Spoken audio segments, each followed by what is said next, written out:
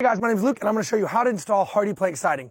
This sheet is being held up by these gecko gauges relative to the previous sheet. We've set them to the right distance. In our case, we have a 7-inch reveal, so we've set this so it holds them 7 inches apart. Now, we've marked out our vertical lines to show where the studs are on the building. And now I'm going to nail so it goes through the sheathing and into the studs. At the very end of the sheet here, I need a piece of flashing. You can buy pre-cut little squares for this, or we already had a roll of this aluminum, so we cut them ourselves. And now you slide that about halfway in and hold it up a little bit from the bottom of the sheet. You don't ever want to see this. Then you go ahead and nail it in there, and I'll go down the line and nail it on every one of my marks. This is what the nails look like that I'm using.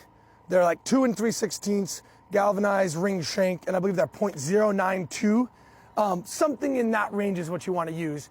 You don't want to use roofing nails. I've seen people do all their Hardie with roofing nails, and they have smooth shanks and they slide out really easily, and they're usually not very long. You want to go through the sheathing and into your studs.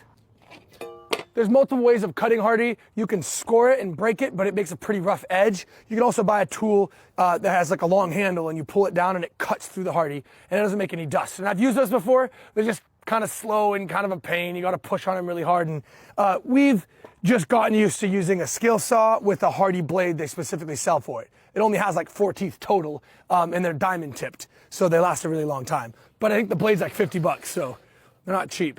So now I'll come along, follow my line. And now, since that corner is going to be caulked, at least the part that I'm cutting, if it's not absolutely perfect, it won't be a huge deal. Slide my gecko gauges in. Lift the sheet up. Got my factory edge here. Have my little caulk gap right there.